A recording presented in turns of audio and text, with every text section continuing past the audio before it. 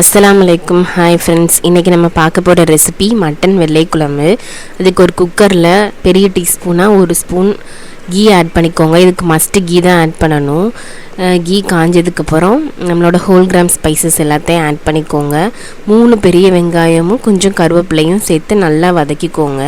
இன்னொரு ஜாரில் 5 பீஸ் தேங்காய், ஒரு 8 முந்திரி பருப்பு, ஒரு ½ டீஸ்பூன் கசகசா எடுத்து அதோட ஆட் பண்ணிக்கோங்க.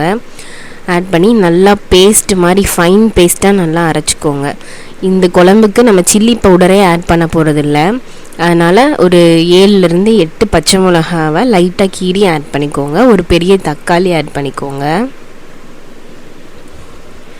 ஆட் பண்ணி உப்பு சேர்த்து நல்லா வதக்கிக்கோங்க. இந்த மட்டன் வெள்ளை குழம்புன்னு ஏன் வந்துச்சுன்னா, நம்ம இதில் சில்லி பவுடரே நம்ம ஆட் பண்ண போகிறது கிடையாது.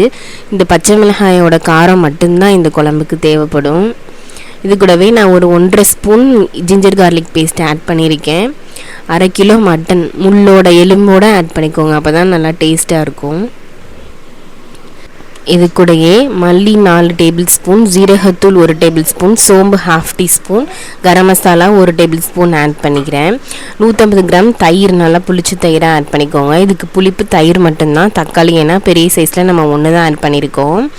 இதுக்கு தேவையான அளவு சால்ட் ஆட் பண்ணிக்கோங்க. எங்கள் வீட்டில் நாங்கள் எப்போயுமே கல் உப்பு மட்டும்தான் சேர்ப்போம்.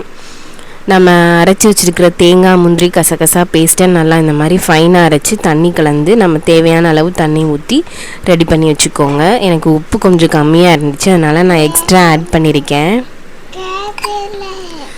இது நல்லா உப்பு காரம் எல்லாம் நல்லா செக் பண்ணிக்கோங்க. செக் பண்ணிவிட்டு அது நல்லா கொதிச்சோன்னே விசில் போட்டு ரெடி பண்ணிடலாம்.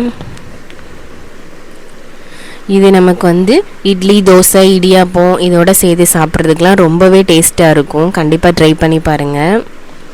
குழம்பு மதியானம் லஞ்சுக்கு நான் ப்ரிப்பேர் பண்ணிட்டேன். ரொம்ப டேஸ்ட்டாக இருந்துச்சு. சின்ன பிள்ளைங்க ரொம்ப விரும்பி சாப்பிடுவாங்க. ஏன்னா ரொம்ப காரமாக இருக்காது, ரொம்ப டேஸ்ட்டு ரிச்சாகவே இருக்கும். இப்போ கெஸ்ட்டு வராங்கன்னா நம்ம கெஸ்ட்டுக்கு இந்த மாதிரி செஞ்சு கொடுக்கலாம். மதியானம் லஞ்சு சூப்பராக சாப்பிட்டாச்சு. கீ ரைஸ், மட்டன் வெள்ளை குழம்பு, மட்டன் சுக்கா, சிக்கன் 65 எக்கோட சூப்பராக சாப்பிட்டாச்சு. அல்ஹம்துலில்லாஹ். நீங்களும் உங்கள் வீட்டில் இதே மாதிரி செஞ்சு பார்த்து கண்டிப்பாக ட்ரை பண்ணுங்கள். தேங்க்ஸ் ஃபார் வாட்சிங்.